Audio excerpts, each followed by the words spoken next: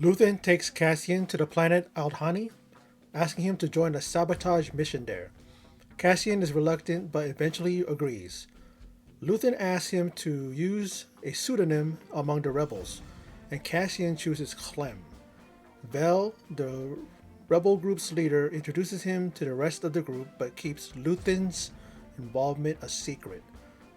They explain to Cassian that they plan on stealing the payroll of an Imperial sector from a key Imperial supply hub, taking advantage of a rare natural phenomenon in Aldhani's sky to escape since their getaway vehicle is slow.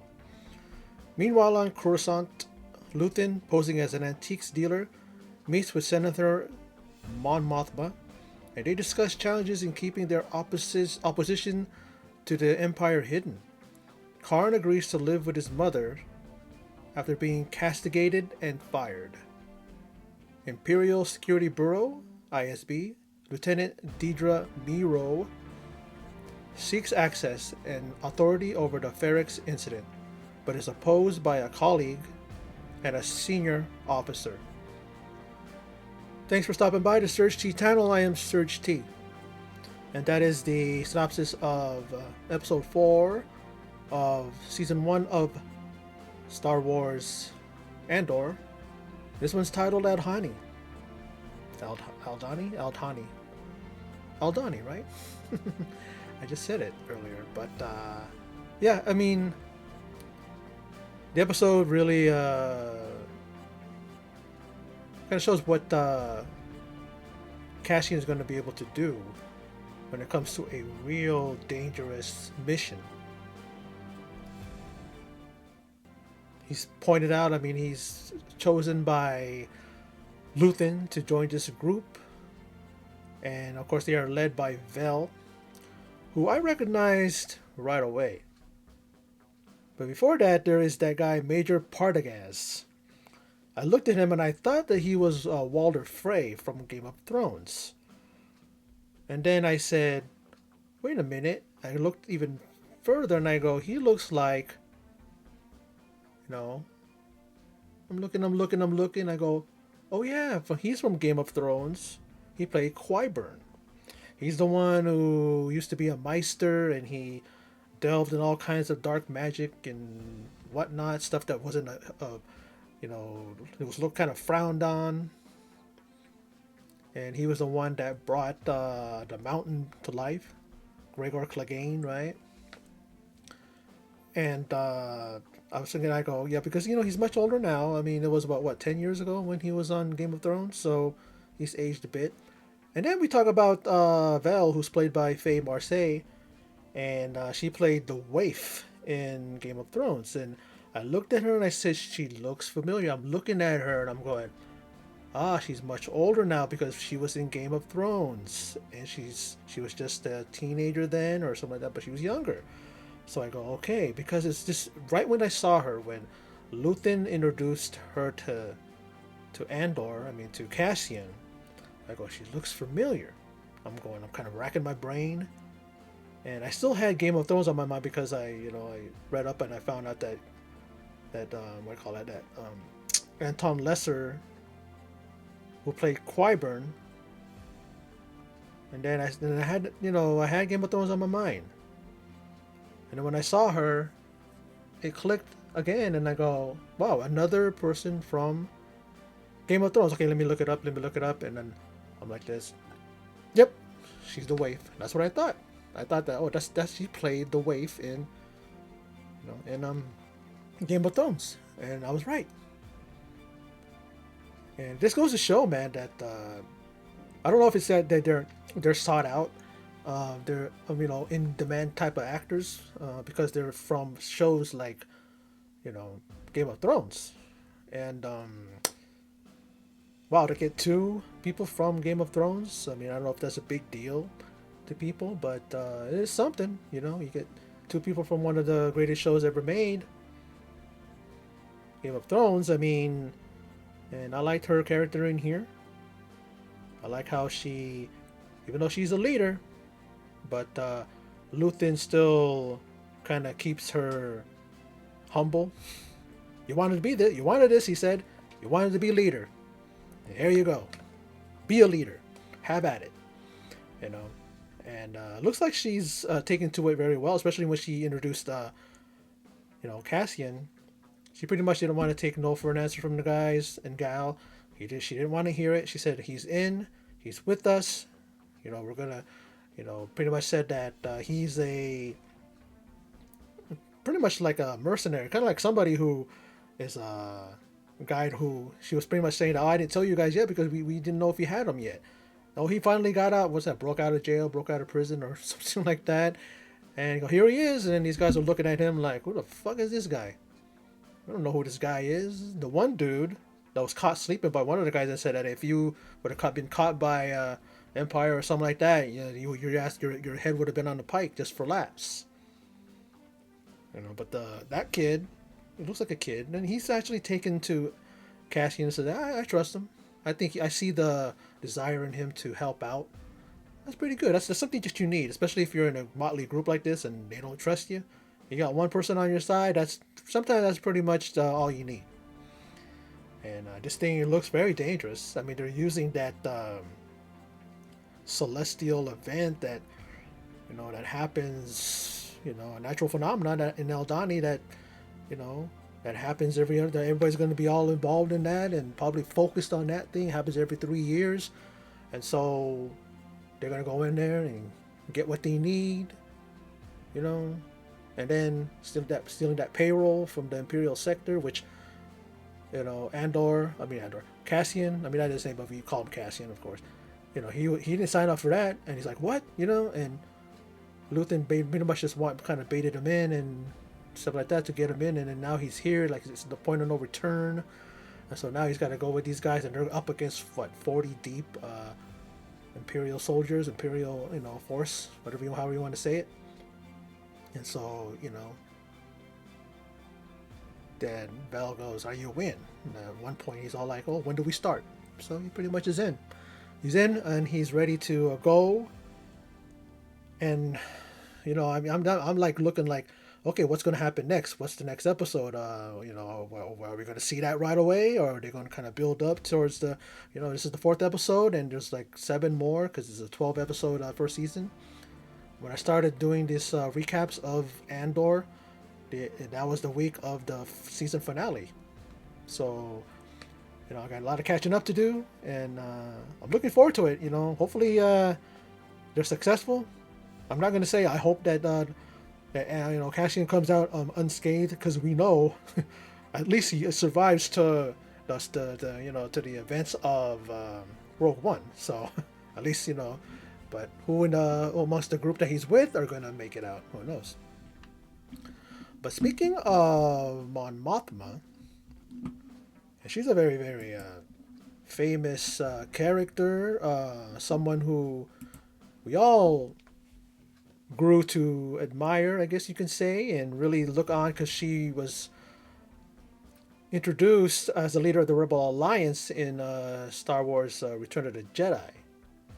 And then she became a prominent character in like subsequent prequel stuff, the Clone Wars. Her character was in Clone Wars, not the actress that plays the character in the series. And Genevieve O'Reilly played the one in Star Wars. Oh no, it was Carolyn Bass Blankston. But primarily she's portrayed by Genevieve O'Reilly.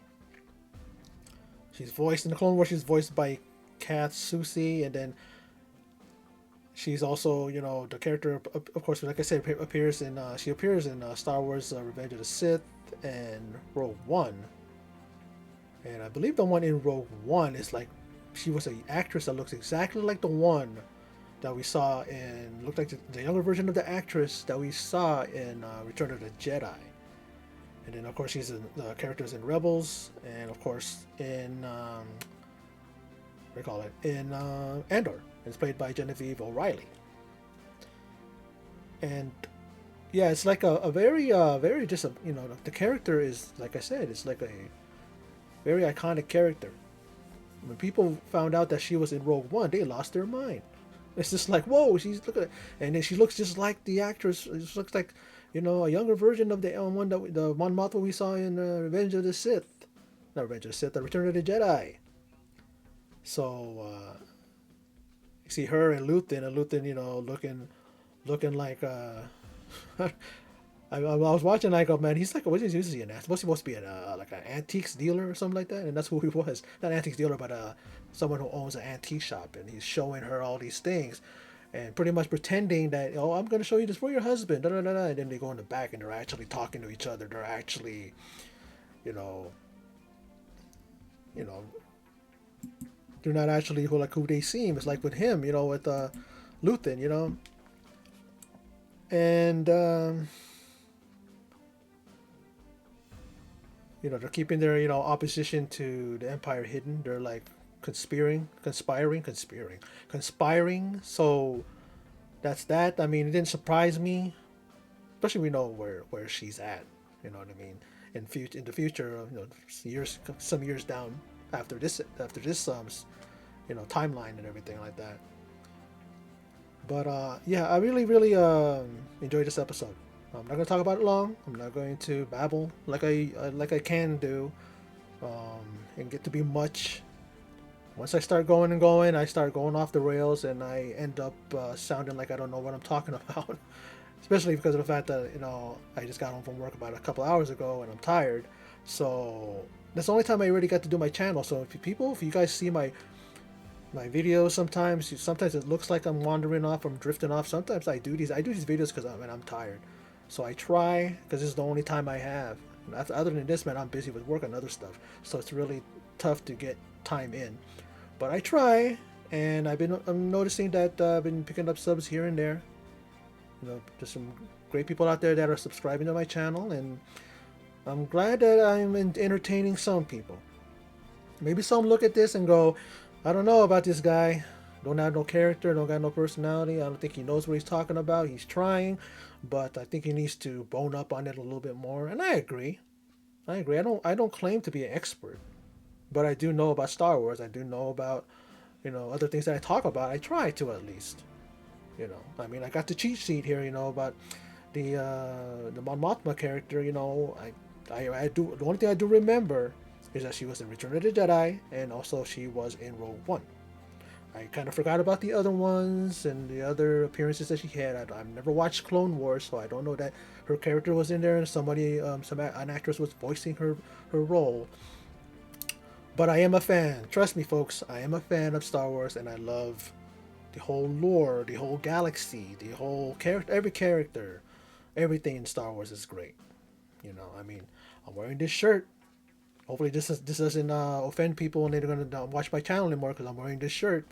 I enjoyed the film, folks. I get it. I understand why people don't, they're not into the damn, the, what do you call it? The final, chapter, the franchise, the three films involving the Luke, the Skywalkers and all that stuff. Things, But I accepted. I liked it for what it was. I see the, what do you want to call it? The sins of the film and the shortcomings and things that they didn't do right. But I just I just enjoyed it. I enjoyed it. Kill me. I don't know. Take me into the town square and pelt me with tomatoes. I don't know.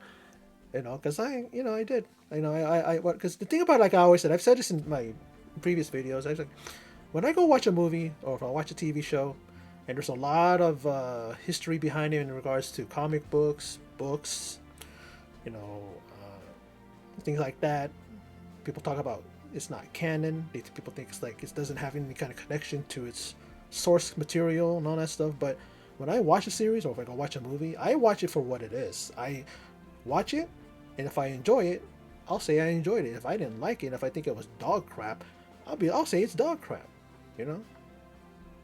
But I tend to like leave my brain at the door and not think too much, because a lot of people do that. They watch a show and they think too much about it. They overthink it. They go, well, I'm looking for if this thing lines up with the comics or with the with the books, the source material. Sometimes you can't do that sometimes because you got to understand that at times they can't really fit everything that's in the book or the comics into the film or series or TV show. Sometimes it needs that, sure. Game of Thrones is a prime example. The jury's out on House of Thrones, House of the Dragon. I'm enjoying it so far. I'm doing that as well. So for those of you who stop by, check that out. I may put it in the well, actually I do have it in my description on the video. So when I upload the video, you'll see it in the description there. The links to that series of videos. I've done 4 so far. So go on and check that out. But anyway, that's all I got to say about this episode. Short but sweet. But I just wanted to bring up the things I want to talk about, and in the pretty much in the synopsis, it's all there. I just wanted to give my thoughts and talk about the noticeable characters that I've seen here, the noticeable actors that I've seen here. Mon Mothma, one of the iconic characters in the whole Star Wars saga, right? But well, that's my video. So first of all, thanks for coming by. Thanks for checking out my video, and for those of you who stopped by, please subscribe. Click that subscribe button. Click like, comment. Also click the bell icon and select all. And well, for those of you who stopped by and checked out my video, I appreciate it. And in closing, as always, take care.